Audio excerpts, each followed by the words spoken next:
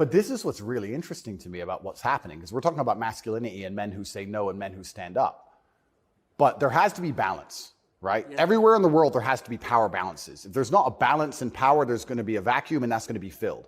If you neuter the native population of men, if you destroy their mentality to resist, if you tell them that every single thing about them masculine is wrong, and you basically feminize and unicate them, turn them into eunuchs, and then you import high testosterone men from the third world who don't believe any of this garbage, who grew up in a society where they understand the only way to succeed is to be a fearsome predator to a degree. What do you think is going to happen? Like, who's supposed to protect the sanctity of these nations and these settlements and these towns and villages? The police? No. In general, I would argue that it's the masculine essence that can be detected by the people who arrive. I guarantee if you were to put a bunch of these migrants in Sarajevo or Moscow, they behave themselves.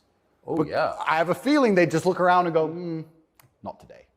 But when you neuter the native populace, then it's like, well, there's a power vacuum. And when there's a power vacuum, what do we expect to happen? So that's what are the French going to do about it? What's your average Englishman going to do about it? Nothing. And that's the thing. And that makes you wonder, is this purposeful?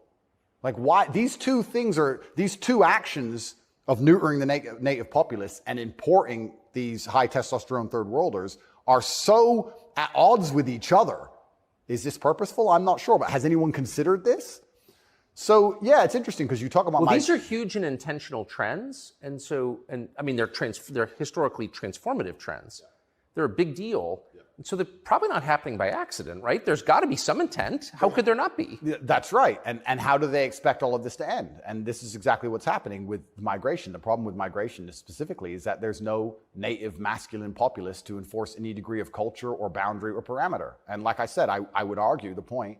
And I've been to Sarajevo and I've been to Moscow. I've been to these places and I've seen there's a whole bunch of migration and everybody seems to just behave a little bit differently. And I think that's because people understand that men live here.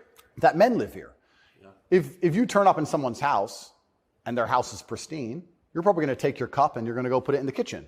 But if you turn up in somebody's house and it's a mess and nobody respects the house and nobody cares and the man is drugged out of his mind, half asleep on the couch, what are you going to do with your cup? You're going to leave it there. You don't give a shit.